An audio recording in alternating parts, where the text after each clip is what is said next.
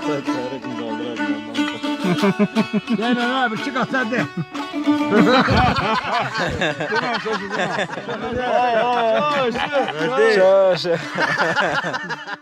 Demek tabii Kağıdan geldi. biliyoruz ya. Dünya cennet olsa baştan ayağa. Benim gibiləcahım yenə göyçədir. Sağ ol. Amalım, əqidəm, məzhəbim, dinim, qızıl balıcahım yenə göyçədir. Yaşa. Həm gənclik qürurum, həm mərdlik çağım. İkidi bədəndən ayrılmaz etsin.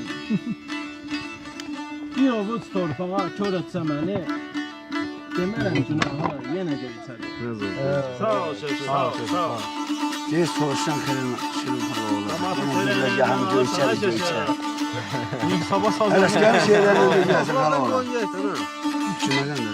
Nə müddətdir aranlıyam, Dağlıyam. Buz da öldürən nəfəsinə bağlıyam.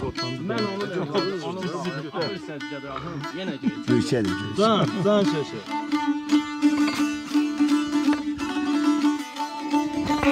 Oğlum ben tutak gördüm de ha. Saz dəqiq var. Sen de yaylaş şiir okuyasın hele sikerim. Bir bunu geldi yaz ayları yay fesini. Sündürün alalı dağlar. Yoksunu erbabı tutman. Getir. Alışmış öldü. Duracağız kıra bir. Bilirse ki sen sizin torbalarda mı?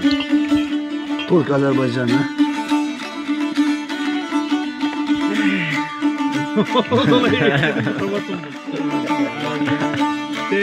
İlhamın gezeleri Allah'ım. Yazma çıktı diye.